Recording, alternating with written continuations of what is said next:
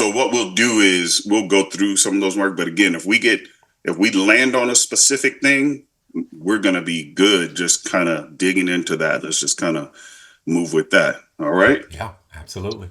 man. Again, thank you. I'm gonna go ahead and get this going here. We'll go from there. Recording in progress. Hey there, everybody. Welcome to another episode of the Deeper Podcast. I'm your host. My name is Demetrius Colbert. Super excited to have you here with us today. I have somebody here who I have known for, I was calculating today, for about 13, 14 years, somewhere around there. We met in 2011, I believe early 2011. And we were part of the same ministry for several years. And he has, I believe, moved back to where he's originally from or somewhere in that space and things along those lines. And I'm super excited to have Mark Jackson with me, Coach extraordinaire Mark Jackson, with me here today. And what we're going to talk about is we're going to talk about life coaching. And so the reason why I wanted to have Mark on here today is because there has been a great move of people now. Almost, you see it everywhere. I'm a coach. I'm a coach. You see advertisements on social media, whatever the social media may be. You're going to see somebody advertising. You want to coach this. You want to coach that. I wanted you to have a conversation with two people that are actually certified life coaches that do life coaching on a regular basis, Yeah. and that this is where we live. But the reason why I reached out to Mark is because Mark has been consistent and faithful from the moment I saw him jump into this. He's just been consistent and doing the same thing over and over and over again. And you'll get a chance to connect with his social media today. And what you're going to see is that he's going all over the place. He's taking pictures with people from various different places, doing various different things that might be emblematic of the clock that he has behind him, or the clocks, I should say, of the places where he's been. He's traveled different things along those lines. But without further ado, I want you guys to help me welcome Coach Mark Jackson to the Deeper Podcast. Mark, so good to have you, man. Thank you so much for being with us today. Man, it's my pleasure. I don't know if I'll stop smiling at any point in this process, for two reasons. Number one, coaching, and you and I will get into it. But number two, man, my admiration of you, and something that I think is about 13 years overdue, because we tried to connect and then our Yeah, ministry lives went a couple different ways. And sure. I think we both just watched each other with admiration and prayer and support from For afar. sure.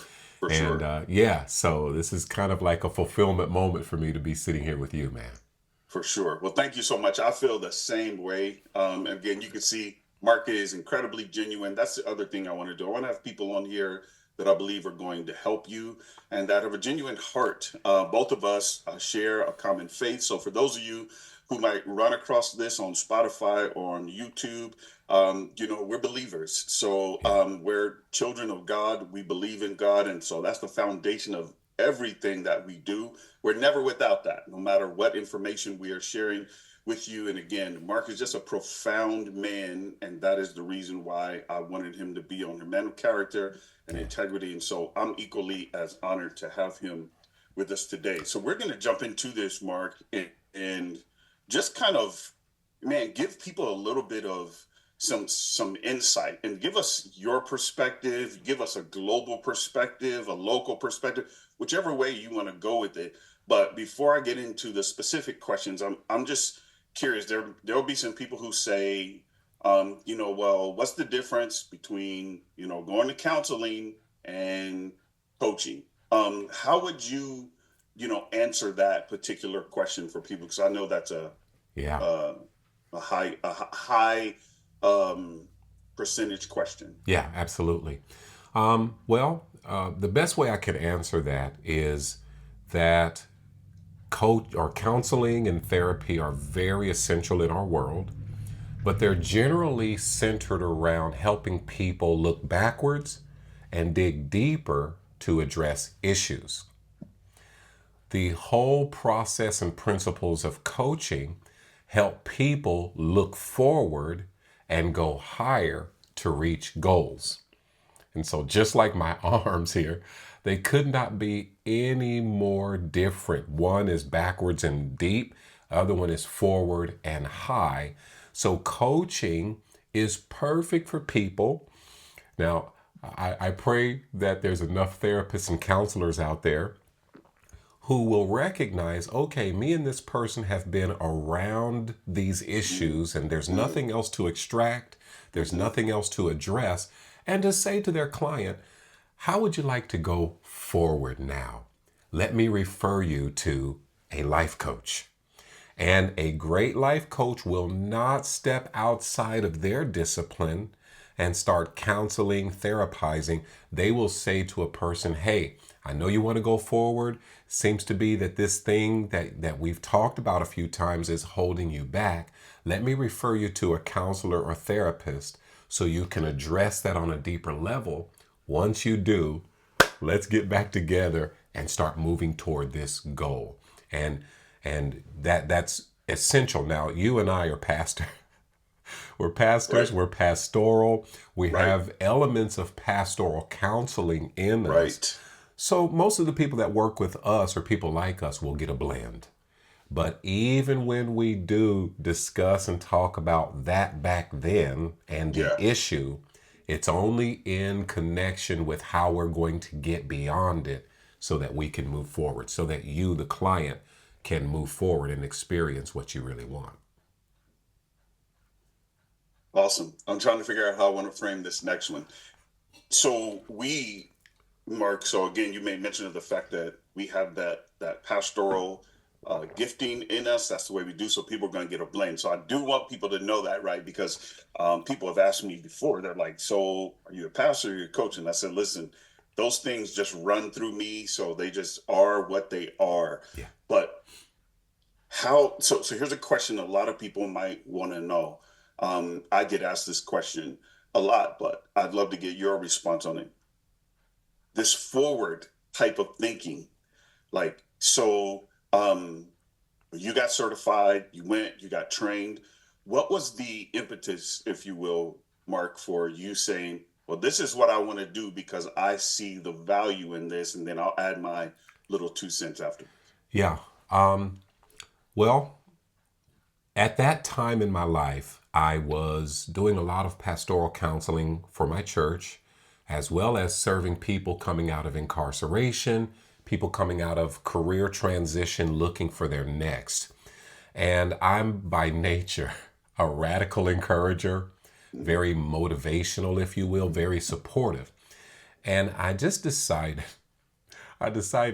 I want better tools than just my encouragement and my motivation. So that was the impetus to becoming certified. And what I didn't realize at the time was how much. So to say what I'm about to say, I need to insert this. Sure. My two favorite things about my certification, number one, is that it's Bible-based transformational life coaching. It's not religious. It's not slanted towards getting people to believe a certain way. It's just applying biblical principles as you coach people forward. Whether they're a believer or not, the principles applied can help people, and the ultimate help is, the faith that can arise. It's not a motivation of mine or a goal. I'm not trying to coach this person and then, evangelize them or anything like that. But the principles are there, and because of what you and I know, that people are created in his image and likeness, these principles are very applicable. So that's my favorite thing, was that everything's Bible based. My Yep. second favorite thing is not even 1 and 2, it's like 1 and 1A. Okay. They wouldn't teach me a thing about coaching another person on this planet until after 6 weeks working on this guy. Yeah. And I had no idea how much Yeah. I needed it.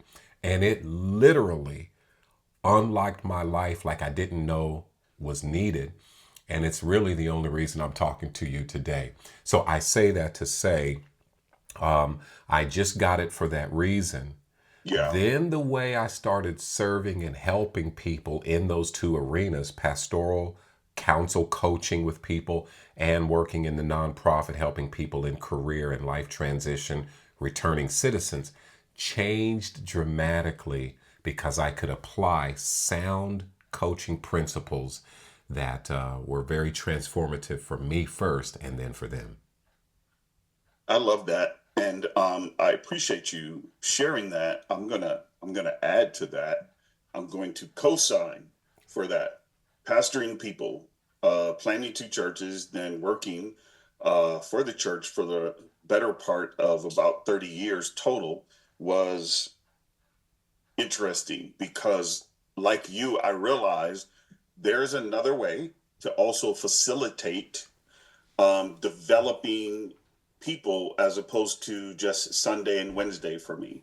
So I realized that they were attending, showing up, but then some of the questions that I would get during council time, right? Or phone call, or even at the end of service at the door, there was somebody who'd be like, hey, I heard what you said here, but I still got this going on. So it wasn't that the message wasn't well, it was that they lacked the ability to move forward with what they had.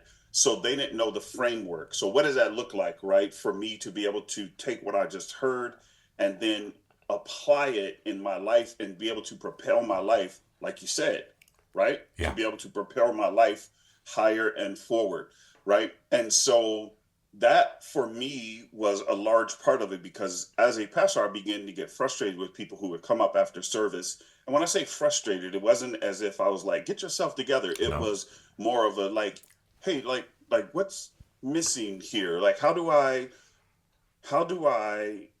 take what I've said and then help people actually apply it? I love what you said earlier too about the difference, which and we'll maybe touch on that again of between therapy and coaching. And again, because one is digging deep in your past, this other thing is about moving forward. And so I do want to just kind of sidebar for a moment and say to you, if you're listening to this and you're in therapy, we're not telling you to throw your therapist away. What we're Absolutely telling you not. is when your therapist, as Mark alluded to, is has felt like you've gone as far as you could go in this space and they've helped you at least come to what might be considered for yourself equal ground, level ground.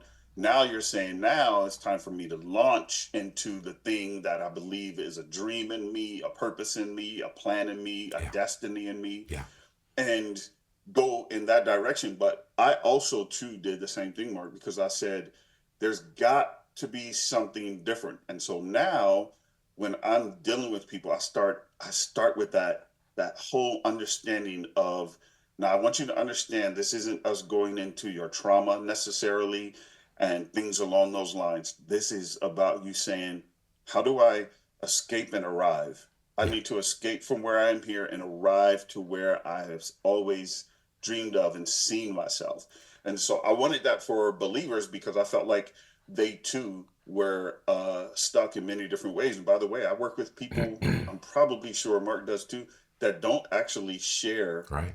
my faith, but they do, in fact, get the principles because my coaching came through Christian Coaching Now. And that is exactly where I got certified through as well. And so it's all based in these principles and these values that you find Yeah. in the scripture. So, Mark, this is really good. Let me ask you this question. So, life coaching involves like setting and achieving goals.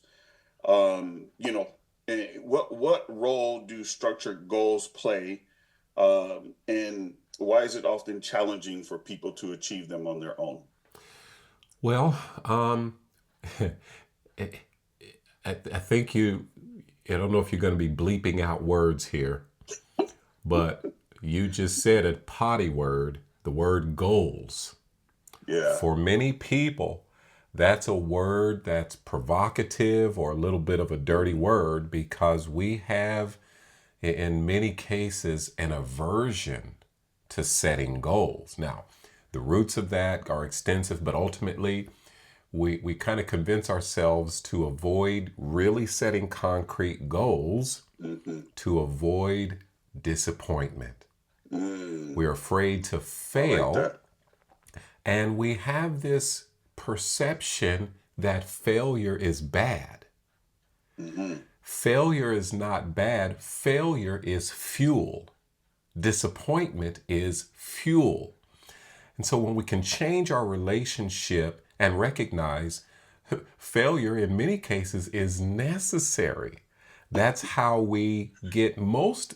Listen, we're talking because of my failures, sir, and every good thing that can be extracted, not just from my successes, but the miserable failures that I was experiencing. That's why I talked about those 6 weeks I didn't even know I needed. So when people even start thinking about setting goals, they need help overcoming that initial aversion, Yes. and they need help recognizing setting this goal is the ultimate evidence that I want something. Love it. And many times we are afraid to want. And culturally, you talk about ethnic culture, you talk about religious culture, however you want to frame culturally, we can even get this sense, even some of our status quo paradigms, I don't deserve, or that my entire existence, everybody's entire existence, is just about eking out an existence, just having something to be grateful for and just getting by. You and I probably know this, many people know this as surviving instead of thriving. Thriving. So setting Yeah. a goal is proof that you want something. In many cases, it's proof that you know you were made for more. In fact, if you really want chaos to break out in your life, set a goal. Because that's when all of the fear, the Yeah. limiting beliefs, the false, deep subconscious beliefs that we don't even know fully that we carry will come to the surface, present internal and external obstacles, and work really hard to test how much we want it. And this internal battle is our own life and lifestyle, thinking patterns, emotions say, I just want things to stay the same, even though I want things to be For different. change. So we'll fight harder to stay stuck than we will to get free. Oh, And a coach comes alongside to help us raise our self-awareness, catch the patterns of our self-sabotaging behaviors, our limiting beliefs, and just hold us accountable to what we really want and keep us connected to that future outcome, that state of being, and that helps us move beyond all internal and external obstacles. So the value of the coach is that person, here's the best way I could describe it, who goes there, stands in your future success and just helps you move in that direction and cares about you enough to go, hey, where you going? You're moving backwards. That's a backwards belief.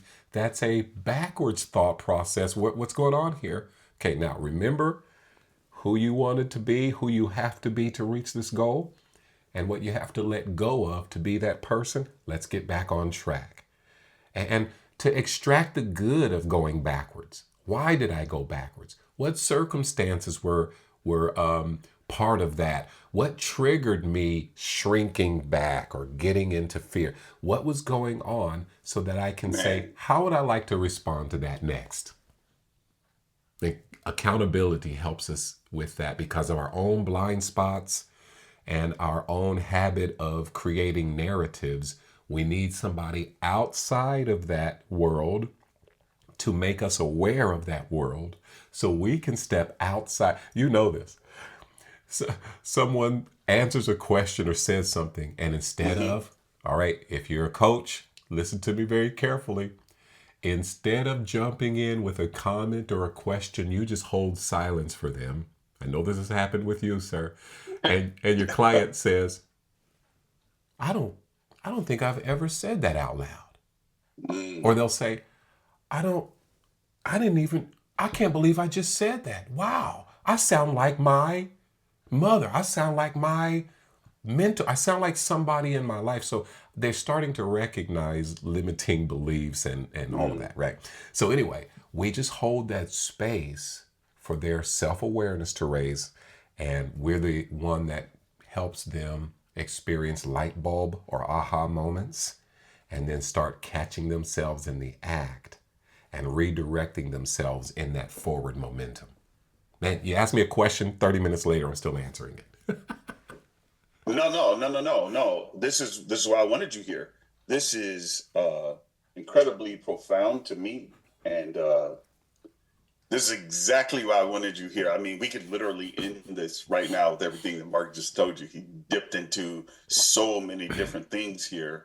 And Mark, I want to ask you some additional questions off of some of the things that you said, which I just thought were profound, and I wrote down, and I'm going to have to steal them. Okay. I Yeah, just want to let you know I'm going to have to steal some of these quotes, yeah, they're but I yours. really want you to dive into this for just a moment.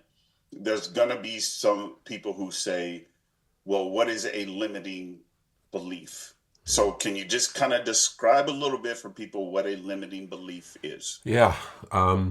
So a limiting belief is an internal belief or value system that is connected to a perceived restriction or inability to dot dot dot to reach a goal, to change a habit, to have some outcome. So Amanda Goldston here in the United States, she researched and found the top 10 limiting beliefs, and most everybody here can recognize them. Now, they're ranked. So believe it or not, the number one limiting belief is the fear of greatness. If you were Wow. if you were I about to never say, heard that. yeah, most people think it's the fear of failure. No, it's the fear of greatness. Number two is the fear of not. The order might be a little jumbled here. No worries. Fear of not being enough, Mhm. not being good enough, not being skinny enough, tall enough, rich enough, the right gender, from the right side of the tracks, smart enough, popular enough. They're all, I am not good enough. That's a Mm. limiting belief. The fear of success, the fear of failure, the fear of not being loved, the Mm. fear of not belonging, perceptions about success and money, assumptions about what it even means to be successful, especially financially. So these are the kinds of limiting beliefs that just lurk beneath the surface. So when this authentic part of me sees me doing something wild in my life, the limiting belief bubbles up to say, that's for somebody, bro, but not Not for you. you. Yeah, you remember you left college, you dropped Yeah. out of high school, you didn't do this, you didn't do that, you messed up your life. Yeah, So we see people then self sabotage here at this point because that limiting belief, right, becomes so powerful. And sometimes that belief, Mark, correct me if I'm wrong. This is again, we don't want to leave our coaching to get into therapy. right. But so sometimes that limiting belief is an issue. I mean, is reinforced sometimes too by the people that are around us, right? And Oh those yeah. people say, "Oh, I didn't know you were going to start trying to do that. Like, are you sure?" Right? So we can also get somebody to co-sign for that limiting belief. That's somebody who actually cares about us, right? And Yeah, who loves us. yeah. And so, could you speak to that for just a moment? Like, how would you break that if somebody has a sibling or a parent or a best friend that they've had for years who's like, "Oh, Mark, I really, man, you're gonna do that?" Like, and they're like, I just would have never imagined you Yeah, doing that." Like, how would they keep their drive, their vision, their mission, their dream alive yeah, in that space? yeah. Well, part of the transformation process is becoming who you were always meant to be. Mm. And I'm certified in the neuroscience of change. Mm. And you can't walk out of an old story until you write a new one. And so Wow. it's like the monkey bars on the jungle gym, right? You didn't let go of that old one until you took hold of the new one, right? So we do the work of helping them embrace the new, and then we just expose the people who, for even good reasons, are trying to keep them in the old. Now, in my world, we call that the status quo. We've Mm-hmm. got status quo education system, status quo family dynamics, status quo religion, status quo government and culture, right? Oh, we don't do that. That's not for us. And even these kind of questions, who do you think you are? Now, Mm. what the people don't realize that they're doing is they are struggling with the fact that we are setting ourselves to do something that they've even wanted, but they've accepted the rules of their status quo system that says, oh no, we're Jacksons. We don't do that. We don't do We're that. we're Irish. We're black folks. We don't do it. We're Pentecost denominations. What? We're Americans. We don't do that, right? And so people sometimes they're trying to protect us from that same failure and disappointment, but So sometimes good. we are provoking their own dreams and desires and their Mm. fear of going forward. So they would rather us get back into that limitation where we belong, quote unquote, so that they feel better.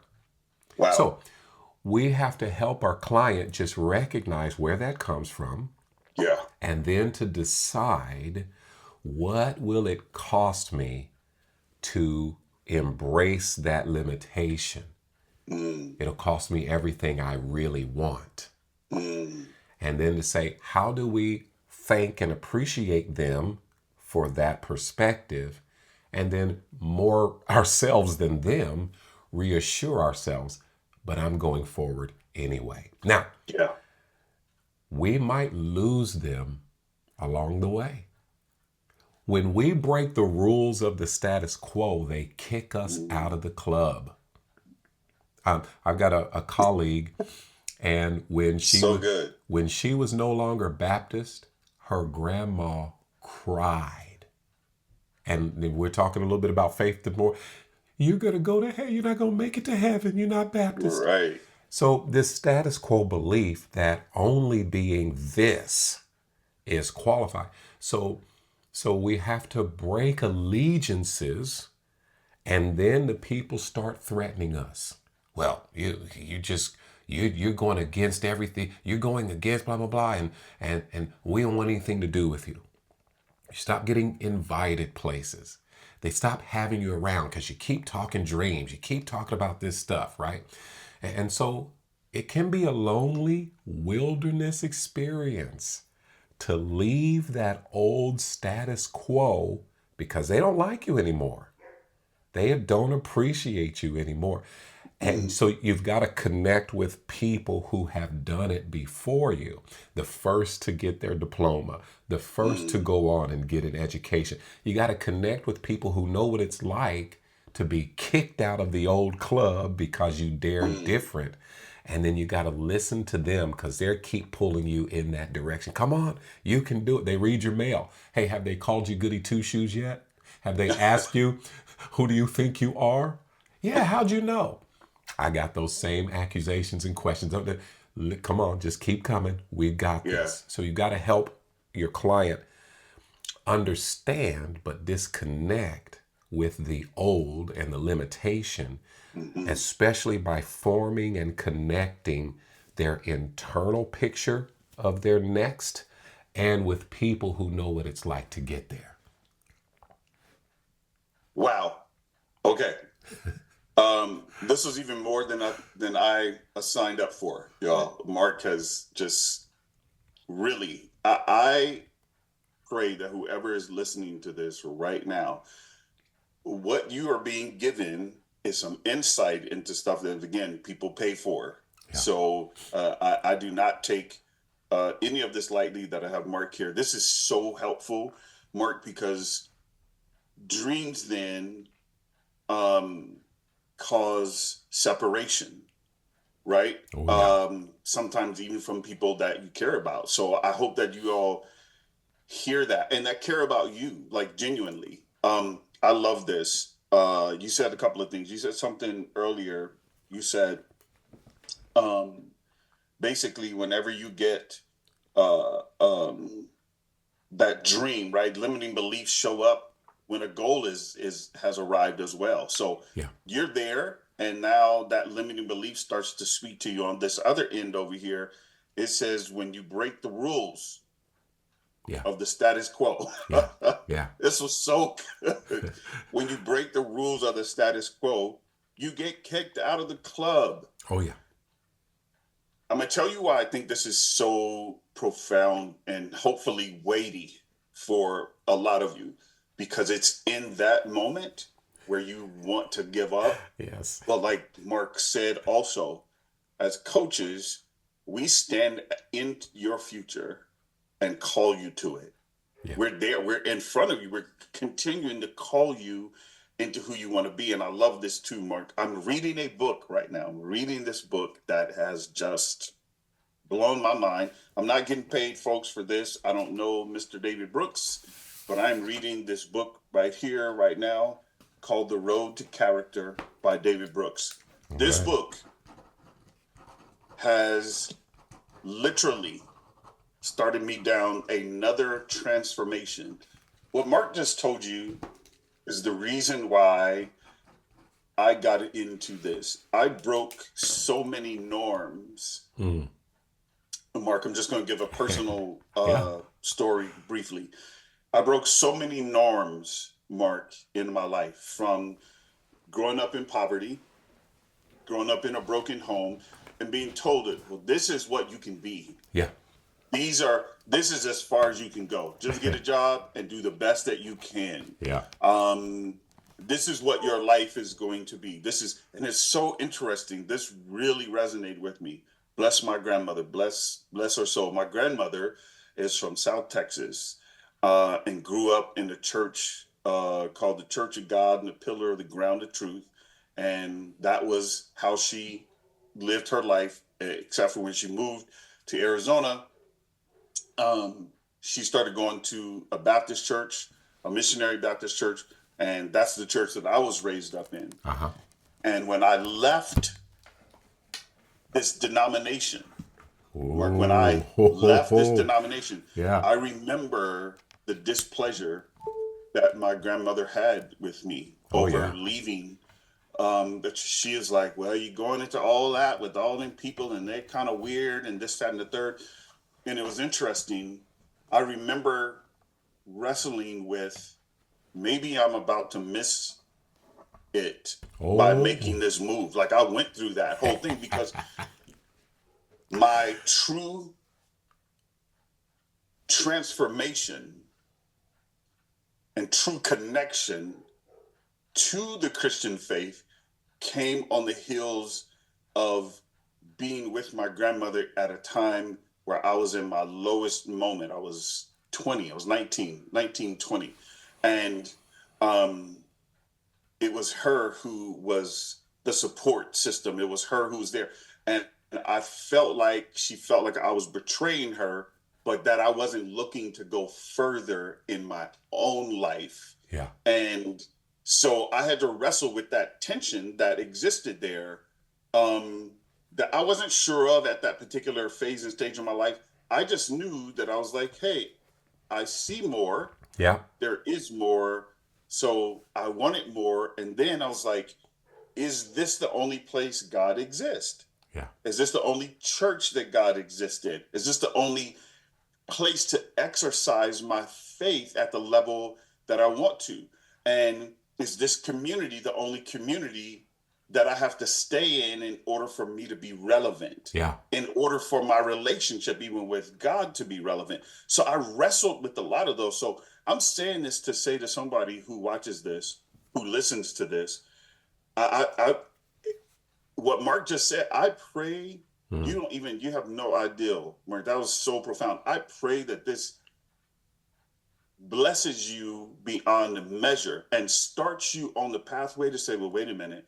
I never even thought about coaching, but what I just heard, Yeah, what just came to me is the thing that I've been stuck here. So I have this dream and I want to do it, but I'm afraid of the people that are around me that are holding me, yeah. right? Crab in the barrel. They're Hmm. holding me hostage because of the threat of the relationship no longer being what it is. Absolutely. And now, when we get to understand the four basic needs of humanity, any culture, any place, any undiscovered tribe, anywhere in the world, the four basic things that every human being was born for: unconditional love, safety. I'm going to skip over number three. Number four is significance. Number three is belonging. Mm, We were made to crave unconditional love, safety, belonging, and acceptance.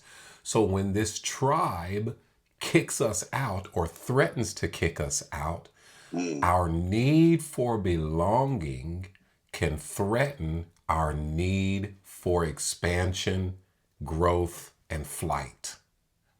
Oof. And where's my scissors at? I don't know if my scissors are in here, but here's what we've got to do. I don't know if my scissors. We have to sever so that we can soar. Ooh. You can you can Man. you can start soaring if you're an airplane. I don't care how much speed and momentum. If that airplane is chained to something on the ground, no Mm. matter when it gets liftoff, it's going to come crashing back down to the ground. So before we can truly soar, we have to sever.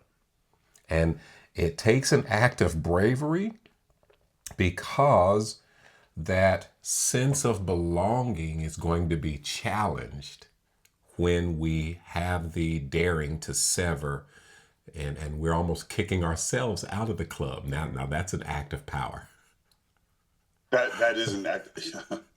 I believe, Mark, that this is the place where I believe most people walk away. I believe this is the place where most people quit. Oh I yeah. believe that they might enter into this process, and this is the place where someone says, "Well, I don't see you this way. Like Yeah. I don't." And it's interesting because we can almost do this to ourselves. So, story, folks, from the scripture, God tells the people of God that to go and spy out this land, and they go to spy out this land, and when they go to spy out the land, they see giants in the land. And it's interesting, this story. I was just talking to somebody yesterday about this very story. They go and they see these giants in the land, and upon seeing these giants, they bring back the report that not only are there giants in the land, but listen to this. They say to themselves, we Yeah. are as grasshoppers in their sight. Now, here's what I want you to understand, the reason why I'm telling you the story, which aligns with what Mark was saying. They didn't have, or at least the text does not say, they had a conversation with these giants in the land. They just came back with a report about how they saw themselves Mm-hmm. and how they believed that these people would see them as grasshoppers. In other words, nothing, something that they Yeah. could crush. Yeah. There was only one person who was with them, whose name was Caleb. And Caleb said to them, no, we have been told to go here. So, because we have been told to go here, I'm paraphrasing for those of you who don't share our faith, but they were told, and for those of you who do, he said, we've got a word from God that this belongs to us, and Yeah. it doesn't matter what's in front of us. Right. What matters is what was told to us. So a lot of this, Mark, I'm alluding to then, has to be this change, this courage, this grit, Yeah. this fight, this tenacity, this dream has to be, correct me if I'm wrong and add to it, if however you'd like to, Yeah. that has to be connected to the true identity that you're wanting to release and come forward, correct? Absolutely. Now, when you go back and read it, if anybody wants to read that story, you can read it. Here was what they were told by God through Moses. Go and spy out the land, whether it be good. What does the Yes. fruit look like? What about the houses to live in? What about the Yeah. land? That was what they were told. That's Yeah. what Moses was told to tell them to go and look for. When Moses gives them command, Moses is the one who adds and spy out the people, whether they be many or few. So that wasn't the original order, wasn't look what you're up against. It was look what I have for you. Our humanity is where we add, let's look at the obstacles. Now, watch what happens when you see obstacles. If you played football, you know this. You're a defensive end. They're running a sweep. Quarterback pitches it to the running back, and if you were taught to block your man, you run into your obstacle, and while y'all are in a tug of war, your target runs past you and escapes you. When you're trained to see your target, your objective, doesn't matter the obstacle, you actually don't hit your obstacle. So here's the principle. When you see your obstacle, you hit your obstacle. When you see your goal, you plow through your obstacle. And if you've ever seen an offensive guy get trucked by a defensive lineman, a linebacker, and they Right. say, man, Right. how did you knock that guy? What guy? The guy you knocked over. I hit somebody? You didn't say. I wasn't focused on what was in front of me. I was focused on what I was after. Man. And Caleb was so focused on what God had for them, he wasn't focused on the obstacle at all. In fact, 40 years later, he Right. stands up at 85 years old. First of all, I ain't gonna fight no old man, okay? And he says this, I don't think it was just bloviating. He says, I'm as strong now as I was then. Give me this mountain. And here's what I believe. Yes. I believe this because of the neuroscience of change, how it transforms us. I believe because Caleb never left the target. He never left what he knew he could have. I believe he literally was commanding his body to maintain and preserve strength Yeah. because he knew. So I don't think he was just talking trash. I think he Yeah. was literally as strong at 85 as he was at 45 because he stayed connected to the target and Yeah. didn't succumb to the perceived obstacles. And really, he's saying these obstacles are toast. We are going to annihilate them because this is ours. Let's go right now. And Right. so when we get that kind of perspective on the goal, the outcome, and here's how we do it with our clients as coaches. What happens when you reach this goal? And you got clients that'll laugh. You got clients that'll cry. Oh man, I won't be able to stand myself. This would be Right. this would mean everything to me. This would mean everything to my family. I would be so proud of myself. I would finally be able to blah blah blah. Pay for the whole family to go on vacation, build a second home, or launch a ministry or a service, a business. I'd finish the book. And so when you can connect people to the target, then they don't perceive the obstacles as anything more than a speed bump and a growth opportunity on their way to success and victory. So good. Two other things come to mind really quickly, and then Yes, I have sir. a couple of other questions for you. Joseph dreams a dream, the Bible says Yeah. in Genesis. And if you know the story, Joseph didn't dream what would happen to him for a dream that actually wasn't his dream. It was a dream that God gave him. Right.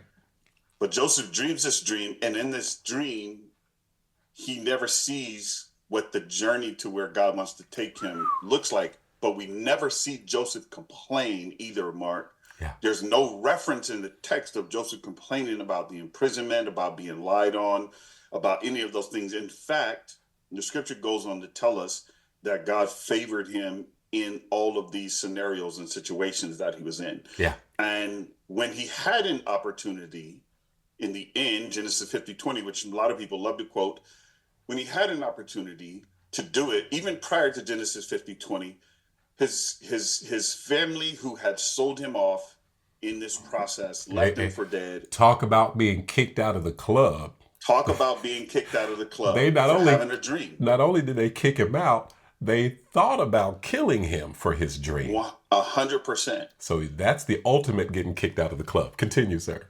And no, he says to them, Mark, though, too, right? Hey, what you meant for evil, really God is on orchestrating this. And then he tells them prior to that statement, he says, I'm not trying to get even with you because I'm in the place of God. In other words, I'm where God wanted me to be. So you were actually the tool Yes. to get me here. Your actions back then were the tool. It was the part that got the ball rolling for me. I just didn't know that this is how God was going to do it. So now I'm where I'm supposed to be. And so you're right. Talk about getting kicked out of the club, right? Yeah. The second thought comes to mind when Paul says that I have not obtained yet, Mm-hmm. but I'm pressing. Yeah.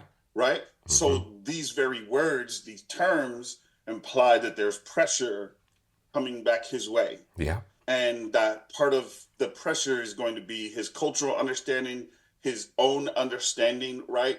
And the desire to move forward. But he puts something in here, Mark, that I think really sticks out to me and is very important. Paul says that he's pressing to take hold of what got a hold of him. Yes. So he's the dream, the vision that he has. He says, something informed me. Now, again, this is for those of you who don't know scripture, and for those of us who do, you understand what I'm saying. He's talking about God and what God's purpose and plan is. But he says, something has informed me that there's something beyond here. He says, so I'm pressing toward this mark. But before he says it, he says, I'm forgetting those things which are behind me. Right. And he's talking about a lot of the stuff that he had learned, because we're talking about an incredibly educated man, well-educated, right? In philosophy, right? In religion, different things along those lines. Paul was highly intellectual, very intelligent. Yeah.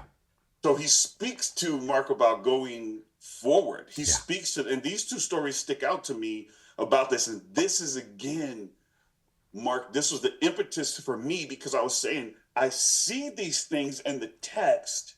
Yeah.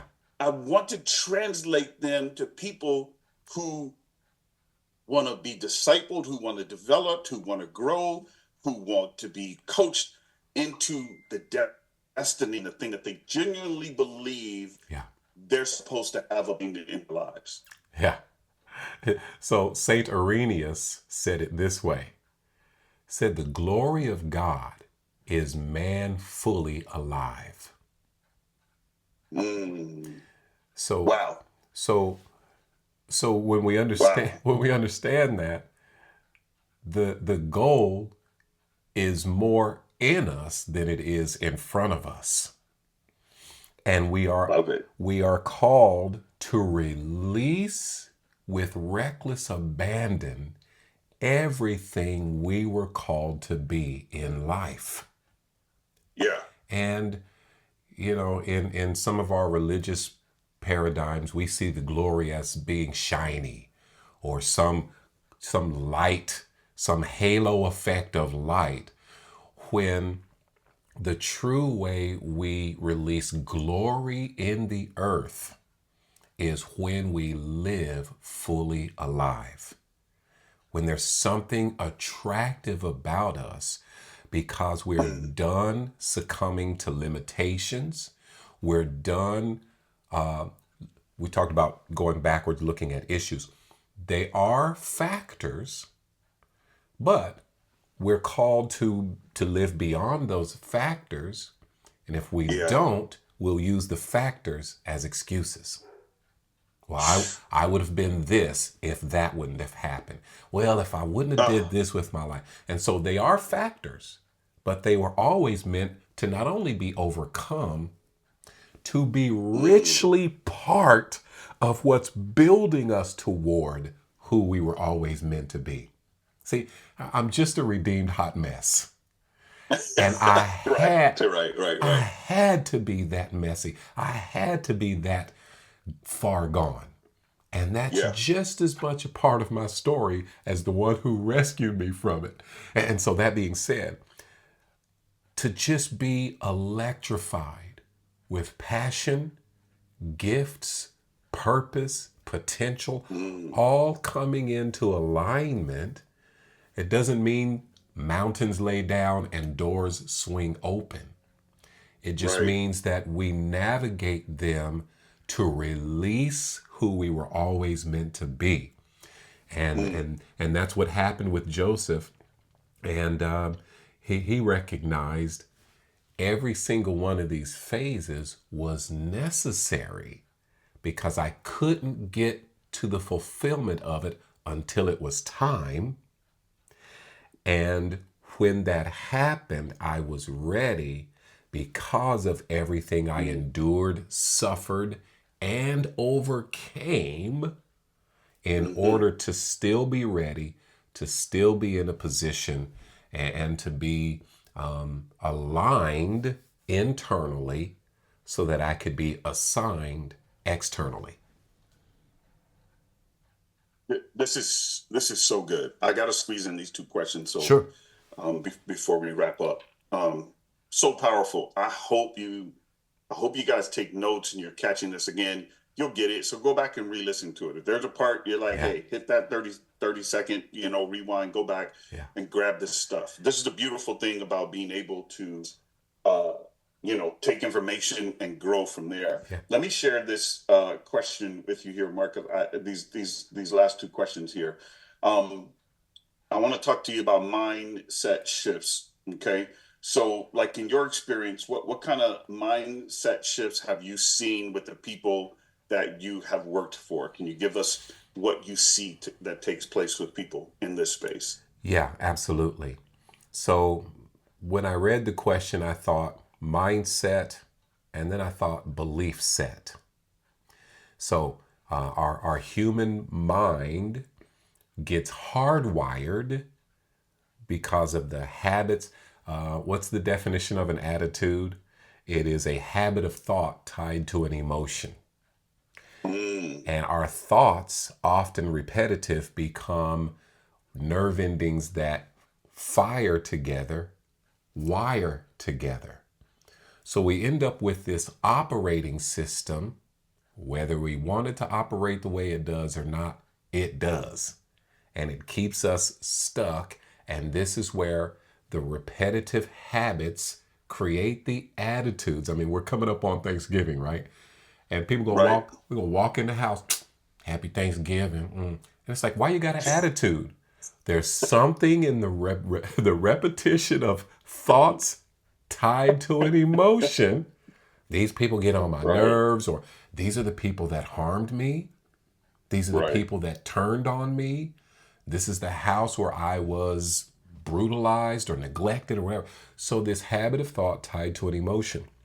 So those nerve endings that fire together, wire together, and it doesn't change until we cause our mindsets, our thought patterns, to fire in the direction we want them to function enough times that they wire together.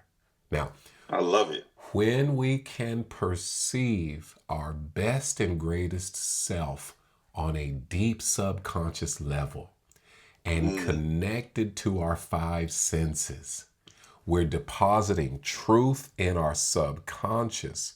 So This is how we leave the mindset, I'm not enough, I don't matter, I have no worth, to I am enough, I matter, I am filled with worth. We can wrap our brain around it and do nothing with it until we ingest it into our bone marrow through our five senses. Now, we do that by, what does it look like, smell like, taste like, sound like, to live, I am filled with worth. I matter. I am enough. And we deposit it into our subconscious through the five senses because it actually, the lies got deposited through our five senses. When we do that and we feel it on that deep subconscious level, we're just firing those thought patterns together, connected with our emotions, that then become hardwired together. And what used to be natural and commonplace now is foreign. What I never thought I would believe or pursue becomes the new normal. And now watch my hands. Here's how it happens. Are you watching? Watch it. Got you. It doesn't happen like this overnight. It's just this. So I got a question for your audience here. Just this. And you do it again. And you do it again. And you do it. Then you're 30% believing the truth about you, 70% believing the lies. What would happen in your life if you believed those lies 30% less and the truth about you 30% more? 60-40? 50-50? Then 60-40 the other way. More times than not, you are supporting yourself, believing in yourself, in your corner instead of being your number one worst enemy. 60-40, 70-30, 95-5. This new muscle becomes the normal belief pattern, sense of identity, strong sense of self, ability to sustain purposeful endurance to reach your goal. And 5% of the time, that old thought pattern comes around, but it's weird to you now. You're like, I can't believe I used to believe that. I just can't believe I used to think that way and see that way. And so it happens in that kind of ways where now this isn't just some thoughts of dreams I'm having. It's a mindset. I've always said this: wealth begins in the mind before it begins in the wallet. Amen to that. Success is a belief before it is an accomplishment. That's so rich. I love everything he said. This last part. And for those of you who are thinking just wealth only in the wallet, Mark, hopefully it's acceptable for me to borrow from that. Like this book that I love called Borrowing Brilliance. I want to borrow from that and tell you that even your additional wealth that you're going to get has to start here and not somewhere else. It's got to start in your mind. I believe that. Let me ask you this final question. And I have a section number 2 here because there's so much that I think is powerful here. The second question and final question that we're going to have today, and then I want everybody to know how to contact you and connect with you as well. What elements of life coaching, in your opinion, make it especially effective for personal growth? Wow, man, thank you. I get to talk about the favorite thing you and I give a client: unconditional positive regard. Now, that's not unconditional agreement. We don't have to agree with where somebody is or even some of the things that they're saying, but to just sit with a client with unconditional positive regard, which is a knowledge and belief in their true identity, potential, and worth. And my friend, we might be the first or only person in their life that gives them this. An unconditional positive regard. And many clients,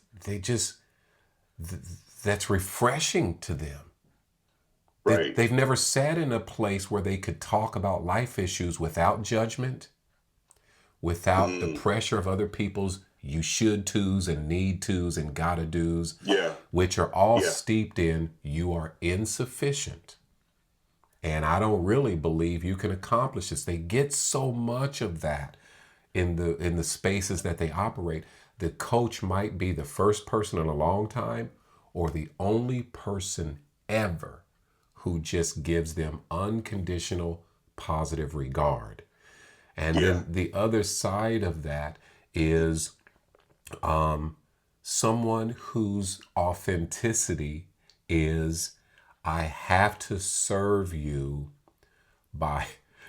by holding you accountable to these truths and holding you to what you have defined as the outcome that would mean everything to you, right? Absolutely. And it means we say sometimes, but mostly ask questions. And once your clients kind of get into the rhythm of working with you, you ask the questions. And I've had this happen. The client goes, oh, I knew you were going to ask me that. And, Right. and I don't like that you asked me that. I said, yes, I get to cut you like that. And then you have to pay me. It's like, wait, I'm paying you to slice me up? Right. Yes, Right. you Right. are. Because you've needed somebody to care enough to provoke. If you notice, Jesus provoked so much by asking questions. 100%. More than what he said, 100%. it was so much of what he asked. And so we ask the questions people have needed to be asked, not so we can tell them the answer, so that they Correct. can answer it within their own heart and expose everything contrary to their true identity and true potential. So that's the Absolutely. benefit of effective life coaching. And Yeah. what's the percentage? When people hear an idea, they're 5% likely to execute it and achieve success. Then there's Just 5%. just 5%. Then there's graduating percentages if they write it down, if they make a Okay. decision. But the likelihood of reaching a goal jumps to 95% when a person has a specific appointment with a person to whom they are accountable, such as a life Boom. coach.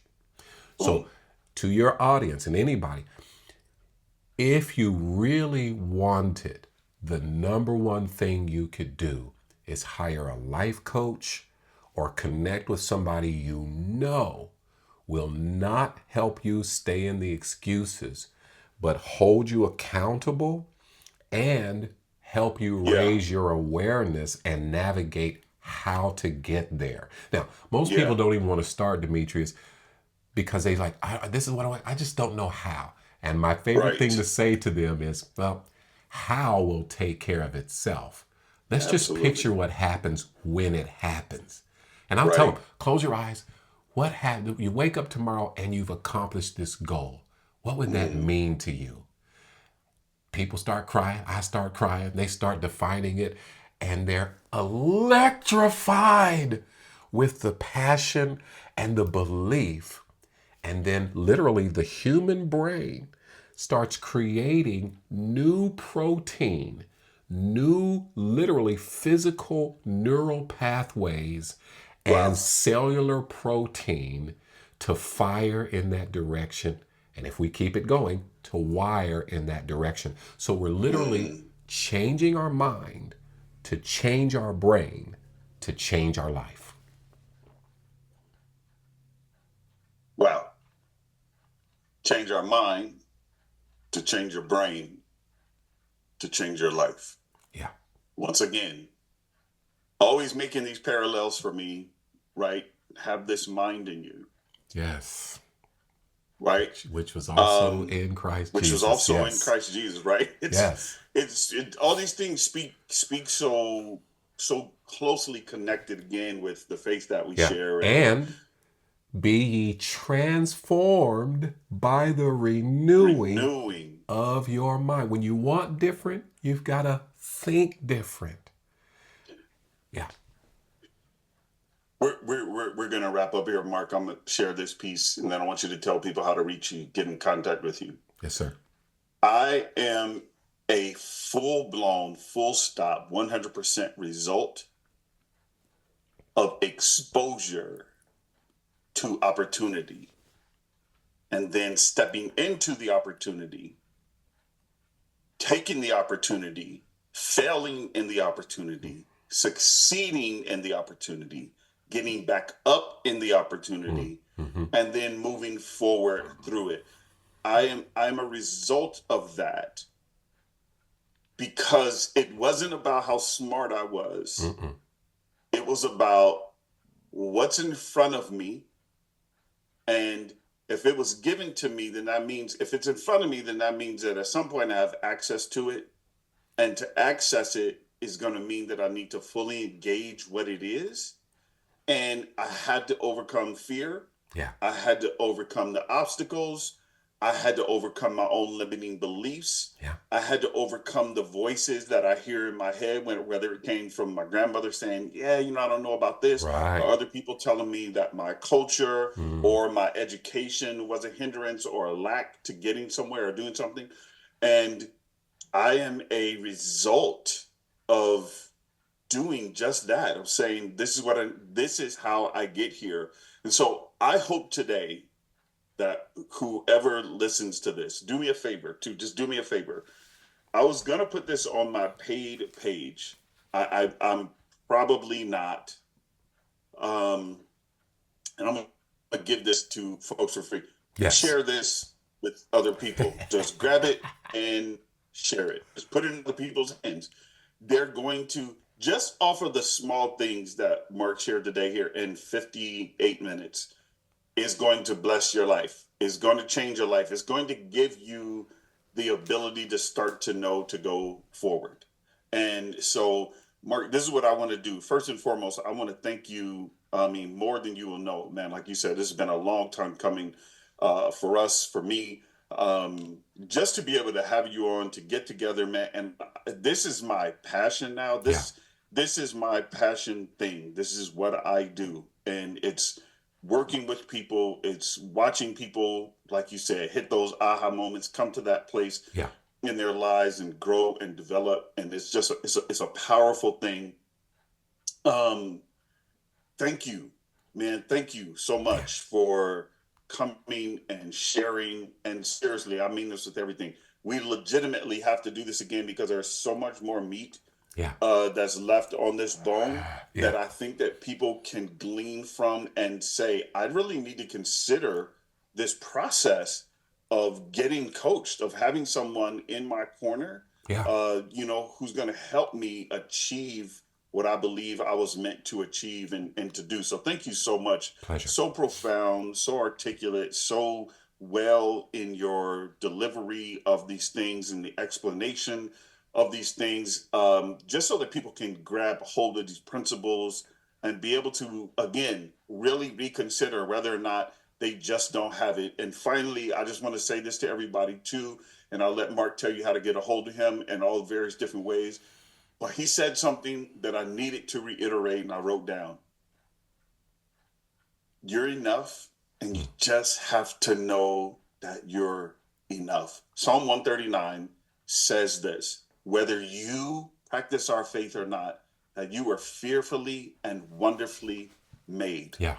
And you have to know that you were created for something much more, Yeah. right? And in Yeah. doing so, that there's so much for you to experience and for you to live. You don't have to live stuck.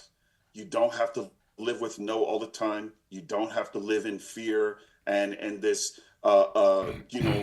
self-built prison of saying, well, what will people think of me?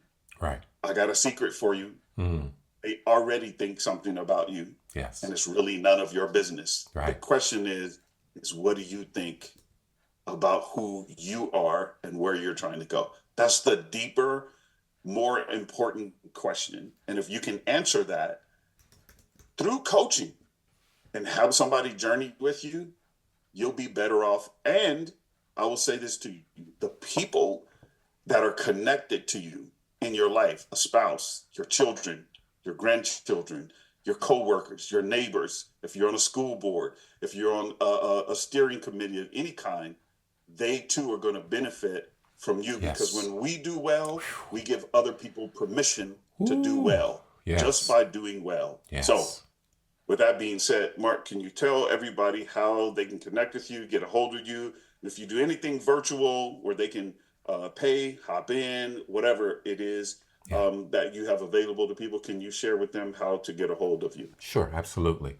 So directly, you can reach me at Mark, MARC, at forwardleading.llc.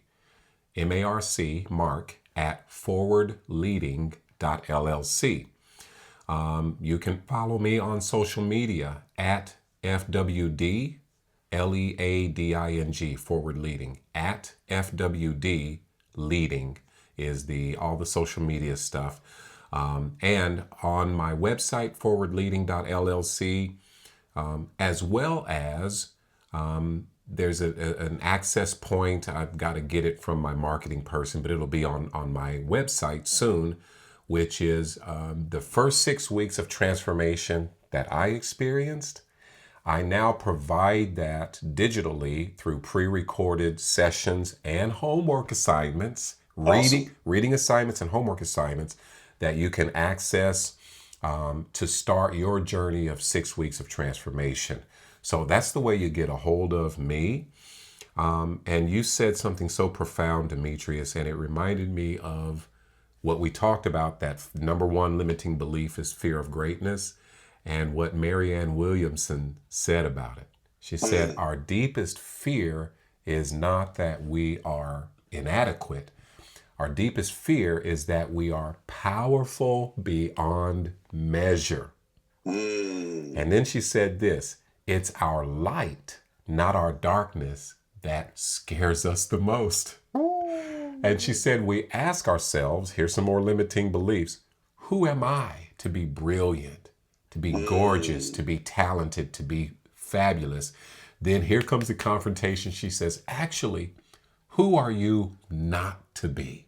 You are a child of God. Then she says, your playing small does not serve the world. There's nothing enlightened about shrinking so that other people won't feel insecure around you. Then she goes on to just say more things about just shining your light. So we are created. That's a poem by Marianne Williamson called Our Deepest Fear. You can find it anywhere. Yeah. And you can get it 4 feet tall and 3 feet wide. You can print it up this small and put it on your bathroom mirror. So ultimately, it's really about unlocking.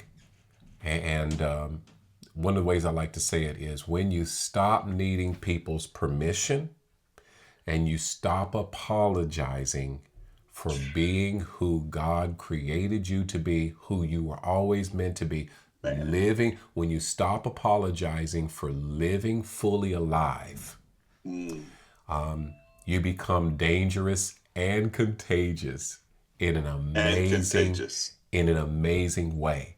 And so I did not dare invite myself back, but about 30 minutes ago, I was like, yeah, we're going to have to do this again. And then you said, we absolutely have to do it again for sure. I mean, you always are welcome. I circle back. I have guests on all the time, a couple of times a year. So especially when I get feedback from people, they're like, hey, that person, I'm like, yeah, absolutely. Let's get them back on. Listen, folks, thank you so much again for hanging with us here today on the Deeper Podcast.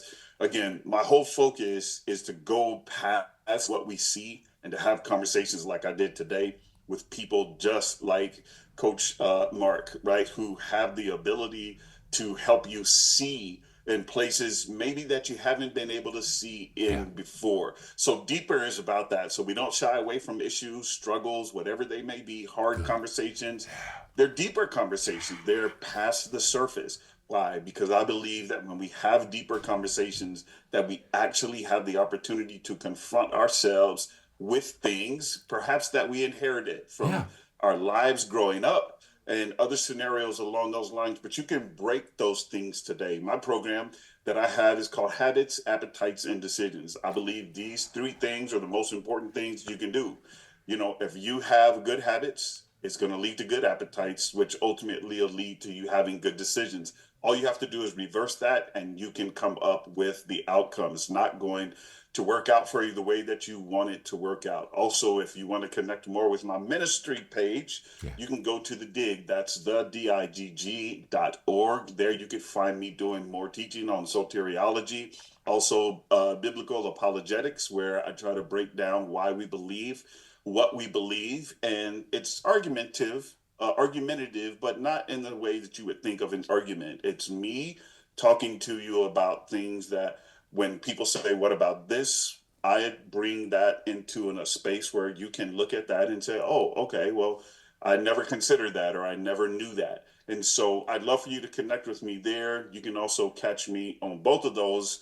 You can catch my TikTok, which is Habits, Appetites, and Decision.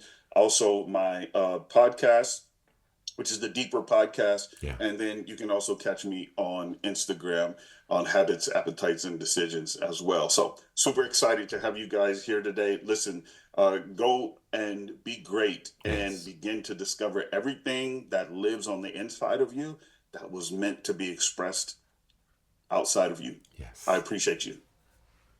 Recording stopped. Man, thank you. Wow. Thank you. Thank you so much. Powerful moment, powerful day. Yeah. We do have to do this again. Yeah. I am thinking that, and then I'd love to, because January, people get all excited about what they're doing.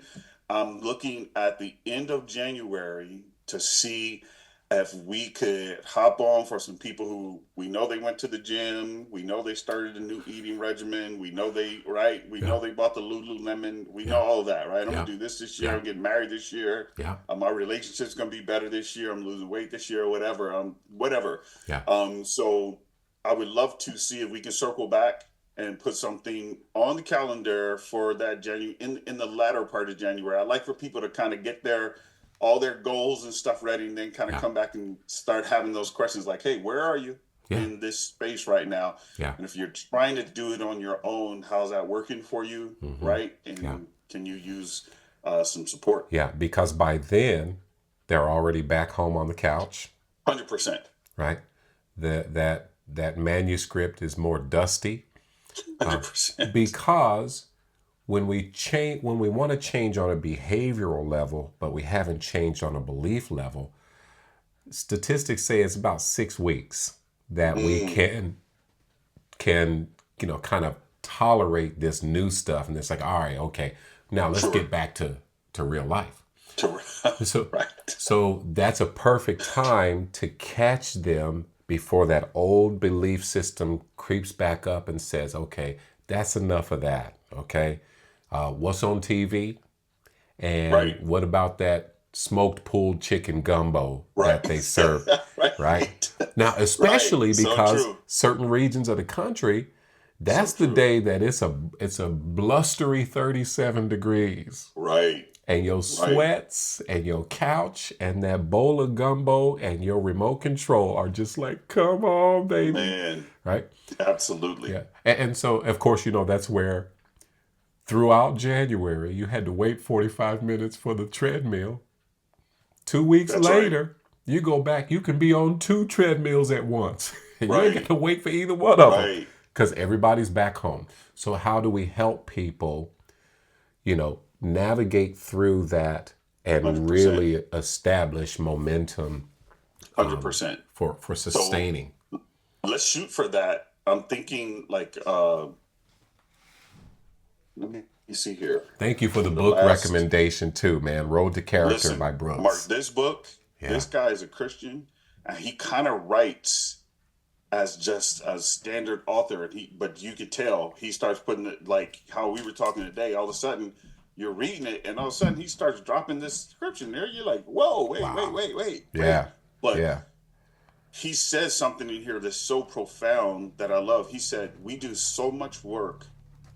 He said, "On the outside," he said, "that we fail to do the inner work of building character." Yeah. And he says, this is where the majority of our failures happen. They happen in our character.